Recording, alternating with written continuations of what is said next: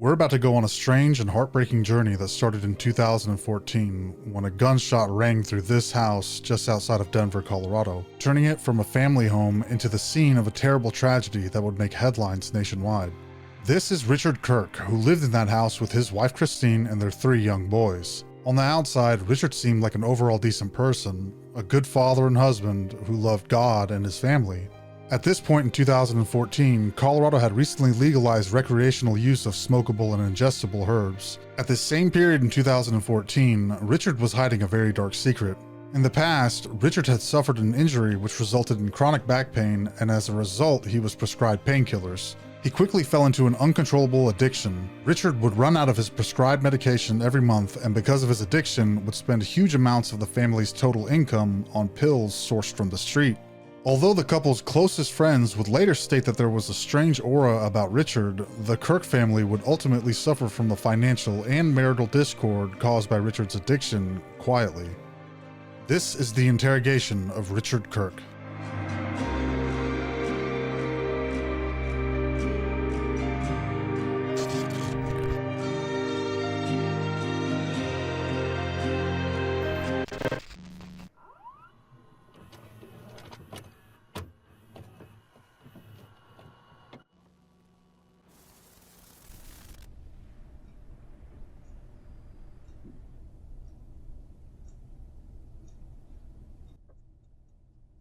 For the sake of transparency, please be advised, the audio you will hear from Richard Kirk's interrogation has been edited to increase clarity and ease of listening. These edits are limited to correcting channel output and noise reduction, leaving the original speech from all parties involved intact and unaltered.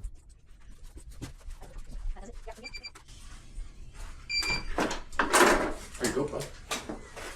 Have a seat there on the left. Okay. There you go. I'm gonna sit across the table from you right there. You good? You sure you don't want any water? Coffee? Anything? Just water. You want some more water? Yeah. Okay, bud.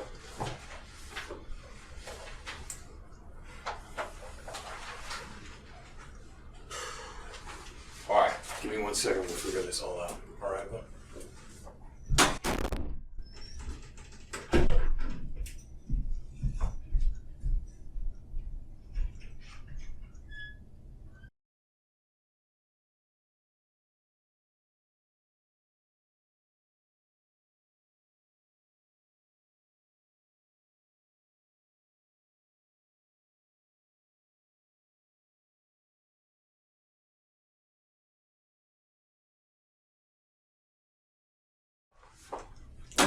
It's tough. I can't imagine, bud.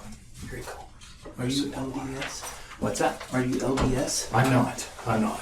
Do you know LDS members? I know the Latter-day Saints is what it stands for. Am I correct? You're helping getting me there, aren't you? I don't know, buddy. I don't know. Richard was driving home on the night of April 14th, 2014, when he passed by a newly opened dispensary. Richard was experiencing withdrawals at this time, as well as excruciating back pain. He would later state that he had been contemplating alternatives to his uncontrolled usage of prescription pain medication, and had heard that the newly legalized substance could provide the relief he so desperately sought. Richard would make a U-turn and then stop at the dispensary. An employee would later recall that Richard had lots of questions, and after much deliberation, he would settle on a pack of orange ginger flavored edibles. Richard would tell investigators that he ate one, and after about an hour he felt nothing, and decided to eat more. He would also tell investigators that all of a sudden, it felt like everything hit him all at once, and would say that it was a feeling that he had never felt before. I apologize for not knowing Oh, it's okay. more about that. Are you married? I am not. Do you have a mom, though? I do. And you know her well? I do. That's what I'm trying to help everyone find. Is there... Mom? Mm-hmm. Okay. And the ones they love. That's noble. How come you're not married? And are you my age? Oh, how old are you? I haven't met What's your you. name? What's your name? I don't even know your name. Richard. Richard? I'm Troy. Joy. Call me Troy. Alright? I'm just about 40. How old are you? Have I met you before? I don't think so. Where'd you grow up? Did you grow up in town? Salt Lake. Salt Lake? Yeah. Later that same night, Denver 911 received a frantic call from Kristine Kirk. She told the dispatcher that Richard was unhinged and hallucinating, seemingly completely detached from reality and frightening herself and their children. Richard was repeatedly asking his son what their address was and where they were, and would tell a reporter in a prison interview that he was unable to comprehend that he was at home. 13 minutes after first connecting with 911, the call would end soon after the dispatcher heard a loud scream and a single deafening gunshot. I grew up in Denver. Did you? Yeah, I like Denver. I like it. Been here my whole life. Only been to Utah one time, Moab. It's beautiful. It is. I went there once too. Yeah. It's gorgeous. So I want to sit down, obviously, and talk about everything. I don't know if you've ever been through anything like this before. I can't imagine what you're going through. Like this? Well, it's not so much an interrogation like the movies, you know. Right. It's not like it used to be. It's you and I talking and figuring this out and figuring out what happened. I want your side of the story, but I'm going to read you your rights. Okay. Have you ever? I'm sure you've seen that on TV. All that stuff they talk about. Have you ever gone over your rights before? Anybody ever talked to you about your rights before? Not that I'm aware of. Okay. All right. Well, it's something that you and I are going to go over, and I want to be 100% certain that you understand. Police were quickly dispatched and arrived on scene shortly after. Richard was taken into custody and would nearly immediately take responsibility for what he had done during the ride to the police station. After being escorted to an interrogation room, Richard's intoxication and state of mind is obvious. He looks disoriented, confused, and is unable to really process or comprehend what had just happened. The detective reminds Richard of his rights, and Richard either pretends to be unable to understand or is so intoxicated that he really does have a difficult time understanding. Everything in it. Okay? It was just you and me talking here. If, there's a camera. There's a camera. Everything I do is recorded. Well, everything in life so far. Anymore it is, yeah. I want you to be 100% certain. So if you don't understand something that I'm talking about, let me know so we can clarify it, okay? Okay. I know this is just a ton to be going through. All right? I know everything's moving a mile a minute. And physical things are hurting. You're hurting right now? Oh, yeah. Are you? Well, are you okay? I don't know. I think so, but... Do you want me to, a little numb to tell, you know. We were talking about that. A little shock of everything Right. that happened and what transpired. It was like, that's I understand. some things that put a toll on a physical body that's almost 50 and not in super great shape. All right, let's go through this stuff here. We'll get down all your information. What's the best way that I can get a hold of you? Well, I don't have any of that with me now. It's with my brother. Your brother? Yeah. What's your brother's? They stripped everything from me, so... Well, okay. But you have a cell phone? Or you had a cell phone that the police officers have right now? I don't know if they have it or if it's at my house. I don't know. We'll figure all that out. What's the phone number for that phone? Are you supposed to ask me all these questions, or... You don't have to answer it. You don't have to answer anything you don't want. I mean, I don't know why That's you're... cool. No, that's cool. That's cool. It's cool. I just wanted to know the best way that if I had to call you. No, I just What want to number talk would I with call? my brother. Yeah.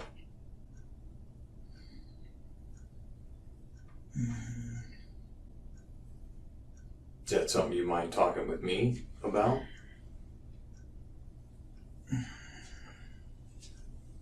See what we can get figured out? I don't know. I feel real tired. I understand. lot to go through. I can't imagine. I don't know what happened. And I'd like to get your side of the story. And the truth is all I care about.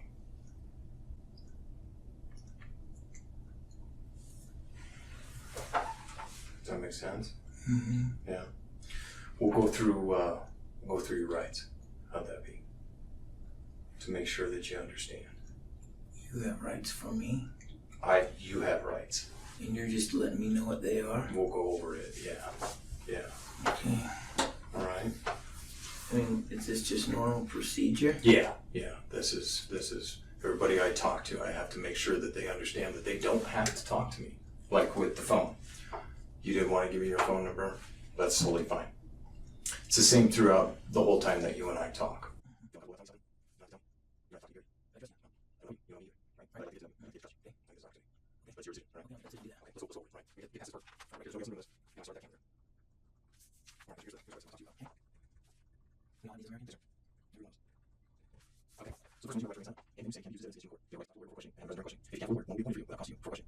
Do you understand each of these rights that I've read to you? I was kind of spaced out. You want to go over them? We'll go over them again. Yes, please. All right. You have a right to remain silent. Okay. Anything you say can be used as evidence against you in court. You have a right to talk to a lawyer before questioning and have him present during questioning. If you cannot afford a lawyer, one will be appointed for you without cost to you before questioning.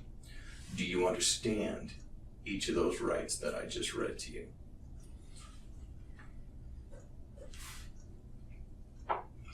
And then down here, there's a second part of this. And that first part was do you understand everything that I read to you?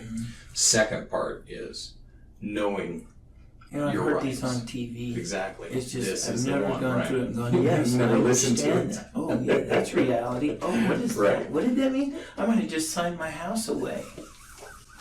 I'm not going to do that. This is what you see on TV. Exactly. Well, I'm not going to fall for it.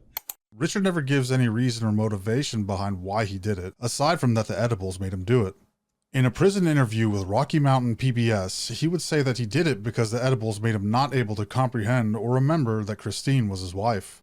However, Richard does indeed know what is happening, as he is coming in and out of being mentally cognizant and taking responsibility to being completely unaware of his surroundings and the events that transpired. Richard also displays some sense of self-preservation when he shows some hesitance to sign any paperwork. He says that it's because he's worried about losing his house, but at the same time, it's possible that his refusal truly stems from him not wanting to incriminate himself. I mean, I'll sign something. I can tell you, this isn't a trick. Stuff. I will not step on your rights, bud. No, I just will not. You know, this is what we are afforded as Americans in this country. You and me. We voted and we have the right to bear arms. We do. Yes. I know we do. What this is that, do you know where you are right now? Not exactly. There's a little blue office, and it seemed like I saw people scurry and kind of run away. Honestly, I have no idea where I am right now. All right. I don't know if I'm in a police station. You are. Or, yeah. Okay. You're at Denver Police Headquarters. I didn't realize where anyone was taking me or anything. I know. It's a lot to go through. Everything happens fast. And that's where I am. This is what a police Do station you know looks like. This is what an interview room looks like. I pay a lot of money. How come there's all this? Well, we use this guy. Camera, but Richard is attempting to use a diversion tactic, pulling focus from putting his signature down towards anything else. Richard has childlike bewilderment when told that he's sitting in an interrogation room in a police station. Those who have experienced the intensity of edibles may understand how out of touch someone can get upon ingestion of said edibles, but it's of utmost importance to point out that Richard's environment has completely changed now, with some very sobering events that have happened between those environments, and many hours have passed from the last dose. Richard's insistence on outwardly displaying his inability to comprehend what's happening only further grows doubts. He wants to display his shock and surprise at his current situation to show whoever ultimately ends up watching the footage that he did not do anything with malicious intent, or even that he did anything wrong at all. We will soon see Richard was aware of the cameras and will make comments about them later in the interview. He doesn't want to incriminate himself or be the first to share any information, so he uses the line, "Nobody is interested in the truth." This is a clever tactic to try to trip investigators into them showing their hand and tell him what they believe happened, and leaves Richard open to react in any way that shows that he's not mentally sound. You got a hole in the carpet here. My foot's about to go through some kind of metal apparatus. Yeah, right. It's not like it is on TV. This is Denver. Yeah. I mean, I'm in bad shape. I get it, but it's not because of me. It's because what do y'all are... What's going on? I don't want you to feel uncomfortable about it. I'm not trying to make you feel, you watch those old movies and stuff like that. Who else is interested in the truth? You only... Me. It's you and me right here. So far, nobody's been interested in the truth. Well, I'm a detective. That's what I do. Do you know what a detective does? Yeah, looks into things. Do you know why? Finds out why that happened. Why? What? Why anything. Who? The Everything. truth of it. The truth. That's it right there. You're like Columbo? No, I'm not like Columbo. Are you better than Columbo? I'm not better than Columbo, no. I'm not. That's TV. This is the real world. This is the real world. We're in deep crap then. So are you on my side or not on my side? I'm on the side of the truth, but that's it. If you're going to tell me the truth, then I'm on your side. Wow, that's a big if these days. Goodness. Figuring out who's going to listen. I mean, even I don't tell the truth. You don't? No, I'm not always. Well, because I'm not always honest. Well, I'm I don't think any of us are I'm in a always. material world. I can't. I'm like, whoa, I can't just go around explaining everything. I would be in much more trouble I am now if I just said what I thought every time I said it by my wife. Goodness. Well, I'm jittery. I'm all worked up. I understand. I've been through a lot. I Right. really have. This This is probably, well, hands down, there's a complete truth and absolute. And that's why I was called. How come we only two know about it, though? Well, those officers know about it, But I don't think they know what happened. Nobody knows. No. You were there, right? I wasn't there with you. No. The detective opens up the line of questioning and asks Richard what happened. He tells Richard that the truth can only come from one place, and that's Richard. He's the only one that was there. He's the one that Kristine called 911 about. Richard's frustration is palpable. He's been almost completely checkmated. If Richard shows his knowledge of his right to a lawyer and actually asks for one, his act of being completely out of touch with reality is completely over.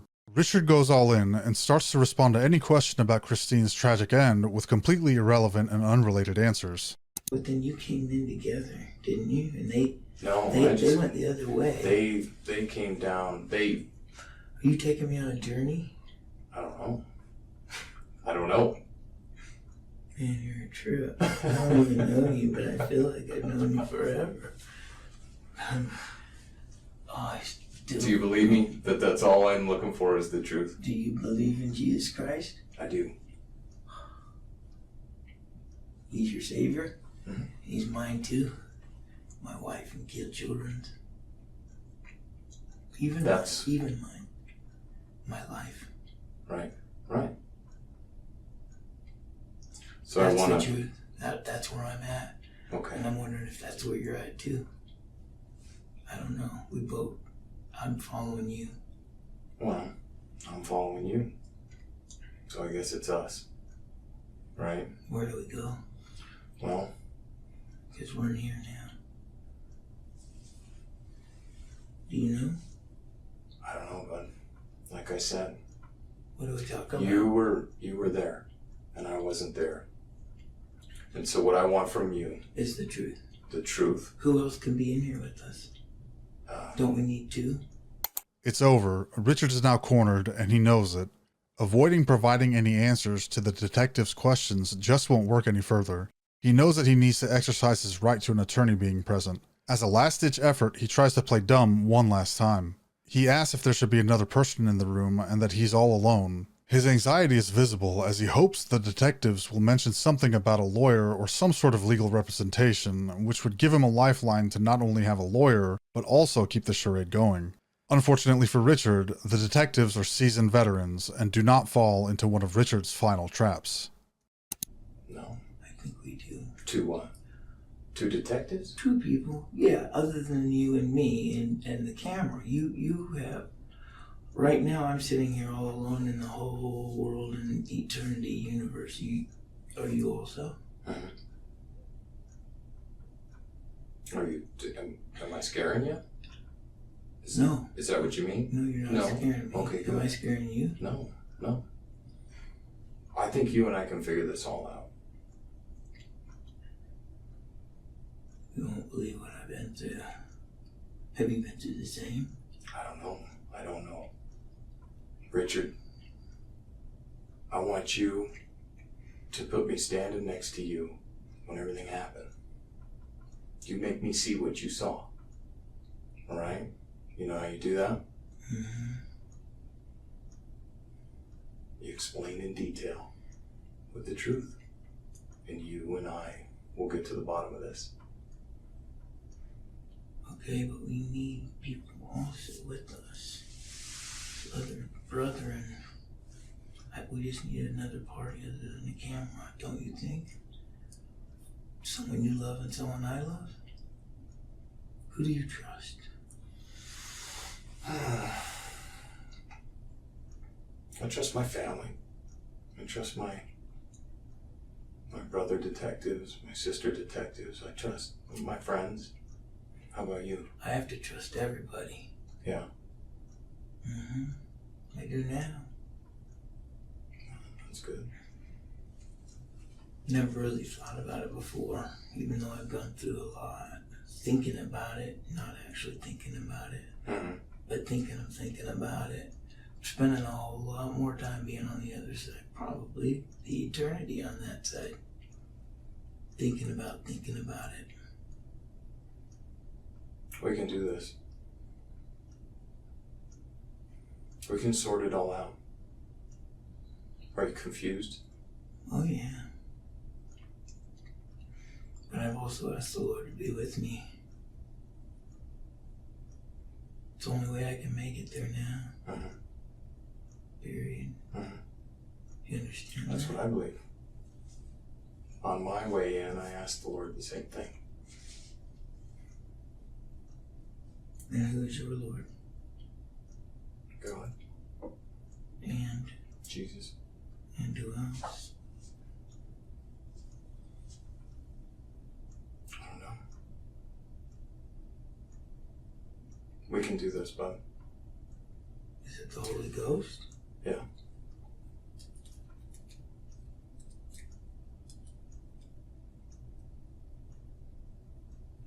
Let's go through this again. I want to make sure you understand this. Because I will not step on your rights, bud. I won't do it. Rights are one thing. We also have to have love and truth. Right. I'm just wondering what the truth is right now. I don't know to trust myself. You don't trust yourself? No, not right now. Do you feel like... You're new to me, Brandon. Right, I understand. I've seen a lot of people. I'm like, yes, you're doing a very good job of talking to me and telling me, kind of taking me on a bit of an emotional, and is this developed by core? By what? The Common Core curriculum or something? This type of interrogation? Richard's beginning to crack quickly and makes another mistake. He tries to have a candid conversation with the detective about their interactions and how the experience has been a journey. He then asks something rather peculiar. He asks if the strategy that the detective used was part of the Common Core curriculum in school. If we dissect this one specific comment, there's multiple conclusions that we and investigators will make. Asking if the investigators deployed learned tactics that have been practiced and refined over time shows mental clarity and awareness of the situation. At the same time, it shows almost undoubtedly that Richard is aware that investigators are trying to manipulate Richard into either knowingly or unknowingly tell the truth about what happened. Lastly, it proves that Richard is aware of his location and situation. Richard knows that he is sitting in an interrogation room in a police station, speaking to detectives about what happened that night. He quickly scrambles and resorts to another diversion, asking one of the most asinine questions possible: if the cameras are equipped with firearms to shoot him. This is you and me talking. This is not... But then you got a camera. Maybe there's 4. I don't know. No. It's just kind of cool. I mean, Just that camera. That's it. Does it spit? Can it shoot something at me? No, absolutely not. It's just looking. Absolutely not. Who's on the other end of it? The recorder, that's it. And right now, at this It's particular you time, and you can guarantee me that it's just a recording right now. Nobody's staring into the monitor going, "What are they talking about right now?" I can't guarantee you. I don't know. Have I watched too many video games? Ever watched them beyond the back or what? Well, am I listen. getting into it too far? The recording, what do you think that's for?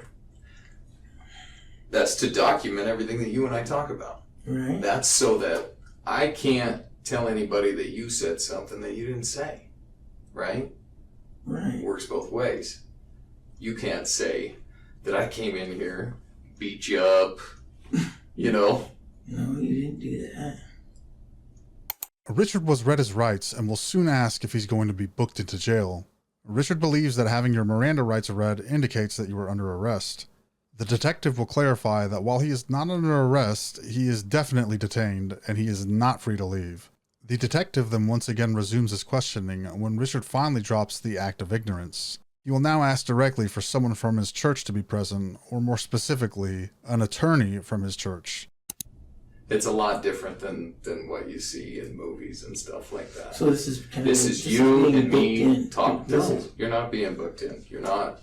This is I you thought when and me you read talking. Miranda rights, that meant the person was under arrest.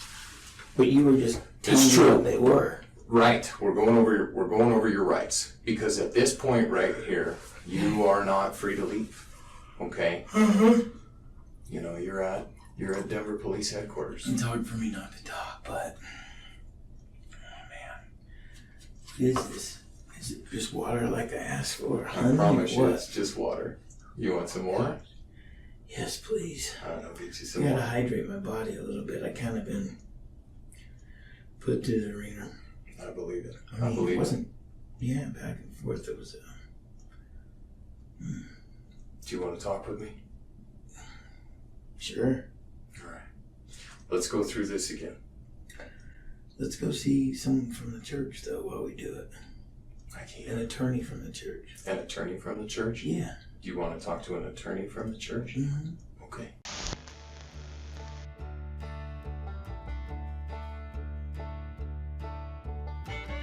Richard would ultimately choose to not take his case to trial.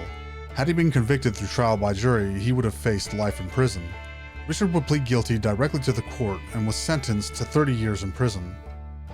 Richard Kirk is currently serving the remainder of his sentence at the Bent County Correctional Facility in Los Animas, Colorado, to this day.